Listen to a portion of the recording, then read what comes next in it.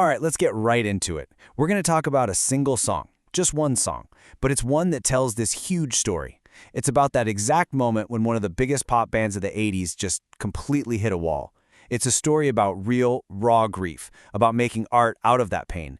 And you know what happens when that kind of honesty smashes right into the shiny, happy pop music machine? So, look at this. On one hand, you've got Hold Me Now. I mean, a global smash hit, right? This was the Thompson Twins at the absolute peak of their powers, their imperial phase, as they call it. And then, just 4 years later, boom, Long Goodbye. A song that limped to number 89 in the UK and then just, poof, vanished. This isn't just a dip in popularity, folks. This is a straight-up commercial nosedive, a free fall. And that's really the big question here, isn't it? How in the world does this happen?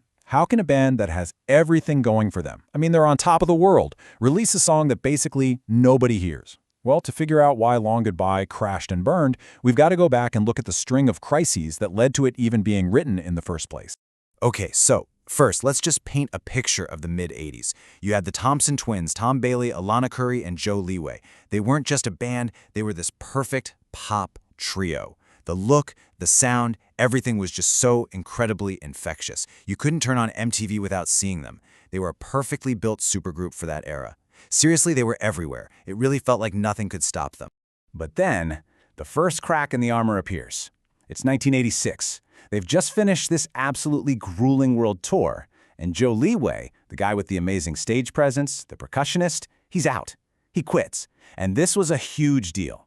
See, the whole Gang of Three thing, that was their brand. So when he left, it wasn't just like, oh, we lost our percussionist. No, it was a full-blown identity crisis. The whole dynamic of the band just collapsed. So while all this professional stuff is falling apart, the foundation of the band is literally cracking, something so much worse, so much more devastating is happening behind the scenes. And this personal tragedy, well, it was about to make the band's problems seem like nothing at all. It's almost hard to talk about. In this unbelievably cruel twist of fate, on the very same day in 1986, Alana Curry, the band's lyricist, lost her mother, and on that same day she had a miscarriage, losing her and Tom Bailey's child. I mean, can you even imagine? The two of them just retreated. They went to a house in Ireland, totally shattered, to try and process a level of grief that's just unimaginable. And that brings us right to the heart of the song. The very first line you hear is, I have seen my future die, my whole past as well. And you have to understand, that is not a clever metaphor. It's not about a breakup. It is a literal, almost journalistic description of that one single day. Her future, her child, gone. Her past, her mother, gone. It's got to be one of the most brutally direct and heartbreaking lyrics ever in a pop song. So, what do you do with that kind of pain? How do you even begin to make music again? Well, Tom Bailey and Alana Curry, they did the only thing they could. They poured all of that grief directly into their next album. And they gave it the perfect title, Close to the Bone. This was a deliberate decision. They were consciously turning their backs on that glossy, perfect pop sound that had made them superstars. And you don't have to take my word for it. Listen to what Tom Bailey himself said. He said they felt the album was rawer, closer to the truth. They specifically didn't want to polish everything and cover up who they were. So this is the key takeaway here, right? The sound of this album wasn't some kind of mistake. It was a mission statement. It was on purpose. And you can totally hear that mission statement in the music. All that huge, layered, funky production they'd done with people like Nile Rodgers, gone. Instead, you get these really sparse, minimalistic arrangements. They swapped out the programmed drum machines for a real, live drum kit, and the vocals are just raw and vulnerable. They were basically trading in their signature synth pop for something way more organic, more mature, and yeah, a whole lot sadder. And this really gets to the emotional DNA of the whole thing. Think about their biggest hit, Hold Me Now. Famously, that song was written right after they had a big fight and then made up. It's a song born from reconciliation, from things getting fixed. Long Goodbye is the total opposite. It's the dark reflection of that. It was born in the slipstream of a tragedy that was completely, utterly unfixable. There was no making up. There was no happy end. Think about this for a second. The song was so real, so painful, that Alana Curry herself, the woman who wrote those devastating words, could not listen to it. She said it was a parting gift for her mother and her child, but when it came on the radio, she'd have to turn it off. It was just too raw. And that raises a pretty big question, right? If the artist who created it can't even stand to hear it, how are you supposed to sell it to millions of pop fans? And that, right there, is where we get the big collision. This is what happens when you take a song that is basically a hymn of pure grief and you drop it straight into the middle of the super bright, super shiny, super upbeat pop world of 1987. It's like oil and water. They just don't mix.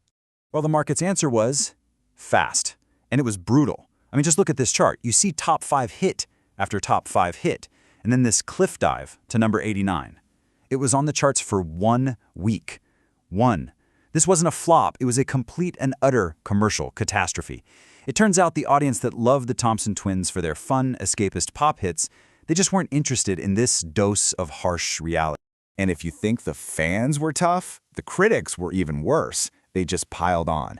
They called the song plotting. They said the vocals were whiny. One review even said they sounded far too sorry for themselves. Ouch.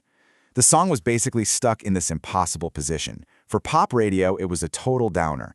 But for the serious rock critics, the Thompson Twins were still just that fluffy, disposable pop band. They were trapped. They just couldn't win. But you know what might be the craziest part of this whole story? The thing that shows you this battle between art and commerce in real time. It's the music video. Because get this, there are 2 different versions with 2 totally different endings. Okay, so the first ending? It's exactly what you'd expect. It's artistic, it's melancholy, it fits the song perfectly. You see this lone silhouette against a blindingly bright background. It's this beautiful, sad image that just screams loss and separation. It totally respects what the song is about. But then, oh man, then there's the other ending, the commercial one. And it is just breathtakingly bad. It cuts away to this shot of Tom Bailey at the piano, and he turns to Alana and does this little finger wiggle thing. It's this goofy, forced, happy little moment that completely undercuts everything the song is about. It just destroys the entire mood. You can practically feel the record label panic in that one shot. So yeah, the song failed, the album failed, and just like that, the imperial superstar phase of the Thompson Twins was over. Done. But is that where the story ends, or was this failure actually the beginning of something new? Well, what happened next is that their superstardom basically vanished overnight. But in a weird way, this album, and Long Goodbye specifically, it was like an exorcism for them. It was this painful but absolutely necessary act of burning the bridges to their pop past.